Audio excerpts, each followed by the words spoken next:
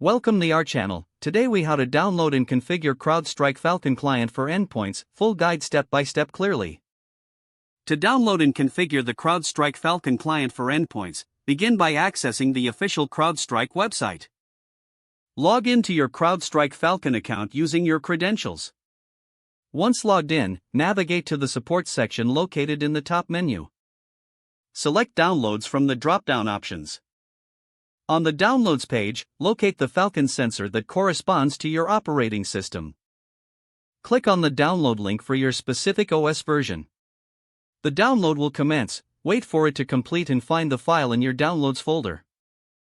Next, locate and double-click the downloaded installer file to initiate the installation process. Follow the on-screen prompts to proceed with the installation. When prompted, accept the end-user license agreement to continue. If your organization requires a specific activation key, enter it at this stage.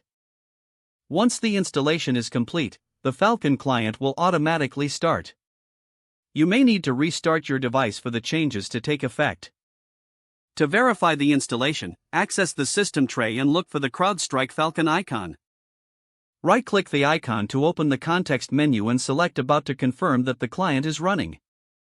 Next, return to your CrowdStrike Falcon dashboard in the web portal. Navigate to the hosts page to see if your endpoint appears in the list. If you see your device listed, the configuration is successful. If your endpoint does not appear, check your network connection and ensure that no firewall settings are blocking the communication. For further configuration options, return to the dashboard and navigate to the Prevention Policies. From here, you can customize settings based on your organization's security requirements. After configuring the policies, ensure they are applied to your endpoint.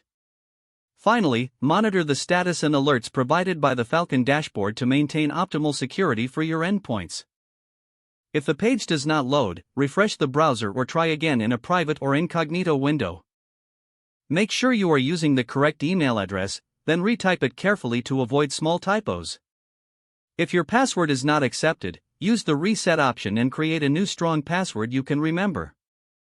Check your spam folder for verification or security emails, then complete any requested confirmation steps.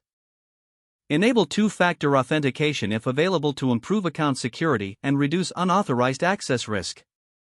After signing in, review your profile details so your contact information and settings are accurate and current. Don't forget to like this video and subscribe to our channel for more step-by-step tech guides.